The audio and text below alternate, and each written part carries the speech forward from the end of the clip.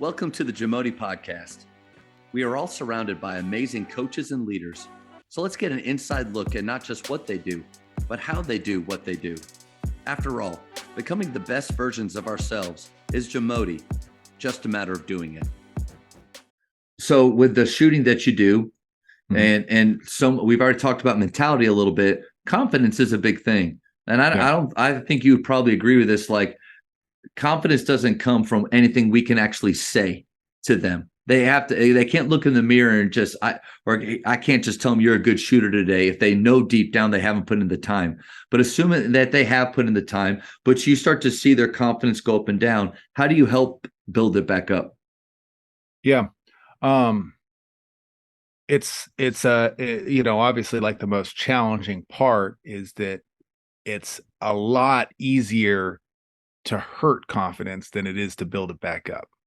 It's like 100 comments building somebody up can all just be dismantled with a single, that's not the shot that we want, if it's done in the wrong way, or, even body language if somebody takes a shot that you don't want, and how you respond to that can be, I understand sometimes you have to do it, right? But it's going to have a damaging effect, in a way that could or could not be recoverable from. And so the way that we try to build confidence is through, like, again, setting up our guidelines with what our shot selection is going to be, and then living with the shots that we want to take. We'll build it through repetition and in practice. When we spend time shooting 3-point shots in practice, in some cases, in a lot of cases, I'm trying to set those 3-point shots up to be as easy as possible. Where they're already squared up to the basket. It's an inside out pass. The pass is on the money, or the passer has to throw it again. The passer's throwing it with the seams and they're feathering it to the shooting side chin. And they have enough time in between that they're not rushed. They're standing there stationary. And all of a sudden, like, that kind of gets you into a rhythm, so that we can chart those, we track those, we write them on the board, and you just start feeling that you're like a little bit better shooter than maybe you actually are, which is absolutely perfect. And there are days, of course, where we need to make things a little more difficult, or if we're shooting off the move, or we're trying to expand the shooting range. But again, the passing, the way that we set things up, the coaching staff support, the body language when we get the right shots that we want, or even the body language if we get a shot that we don't like, how we respond to that is critical to the confidence, because it's going to be a long season.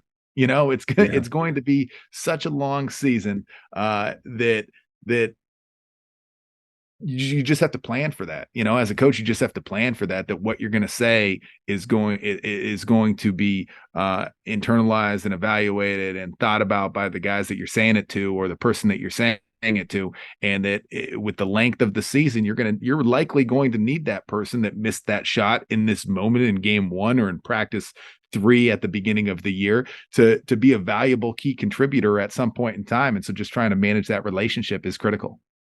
Have you always been that way as a coach, where you're giving them way more positives than negatives, or is that something that over time you've grown into? Because you started out doing this at a really young age, and really still coming off of playing, right? And so, is that something you've always had, or have you grown into that? I think that it's something that you have to grow into, and that I'm not even yet fully formed on it, because I know there were still times this last year where I did not have the best body language on a shot, or the thing that I said was not building confidence, and so I think that it's something that, like, it's a daily reminder of what it needs to look like and putting into practice. I remember we had this guy, must have been like 10 or 11 years ago, and he was not a very good 3-point shooter. He was an excellent defender, offensive rebounder. Like, this guy he could be a one-man press almost, like, with his length and athleticism. And, but he wanted to be a 3-point shooter, right? Like, you always want to be what you're not actually good at. Yeah.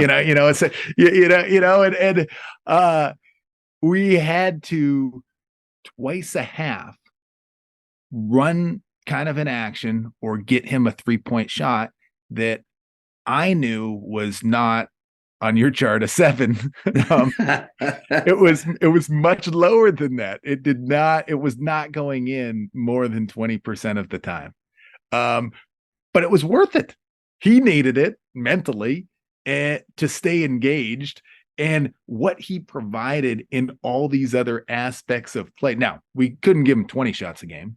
Right. That was not going to be a recipe for success. But he didn't need that. He didn't need that. Didn't need that.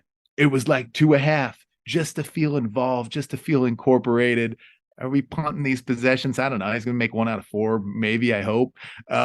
Still offensive rebound, though. It's better than a turnover. Yeah. It's better than him giving less than his best in the areas where we need him to bring it. For sure.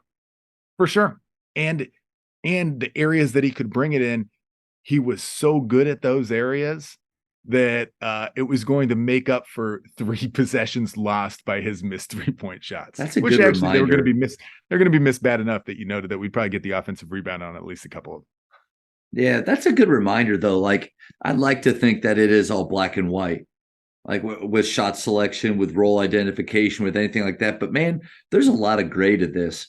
There's a lot of times where guys will do things that inside you're kind of cringing a little bit, but you know that it's going to balance out. It's going to even out. They do way more positives. I think the hardest thing maybe with that is then justifying it with the rest of the team to make sure that there's not anything negative that comes from, why is he able to do that when clearly that's not what's good for us?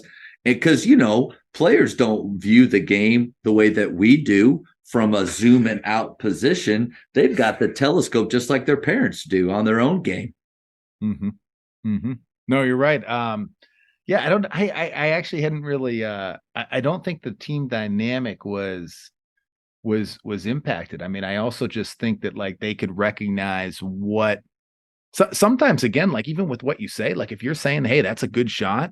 And in this case, it wasn't a good shot, but I was saying that it was a good shot publicly to the team, knowing the impacts that this person taking shots is going to have. Then the team can start to think, oh, you know what? That is a good shot. Okay. Yeah. Well, coach likes that shot. Great. We like that shot. We're going. It goes right back to what you said early on about confidence. I love what a great reminder for us as coaches, just to be careful of the words that we say, to choose them wisely. But then to take it a step further, you're right on the money with body language. I think I had a coach say that he watches film after games, and sometimes he makes sure he watches himself after turnovers or misses happen to see really in that moment, what is he showing? Because 93% of communication's nonverbal. That means the 7% is, hey, that was good, but what am I actually showing with the other 93? Sad to say, I think I just show too much of maybe how I really feel when it goes against the culture that we're trying. So when you say that's a great shot and you act positively, you're reinforcing to the rest of your team of what our culture is, what the expectations are. That's why you don't have anything negative. But those are 2 great reminders there, man. It's hard. It's hard. The body language part is it's hard, and you can be the best at it, and you're still going to have moments where it just doesn't work out. I'm not claiming at all to be the best at it. I'm just saying that like it's something that I just feel is important that I need to continue to work on. What's one of your bad body language habits? And I'll share one of mine, if you know one.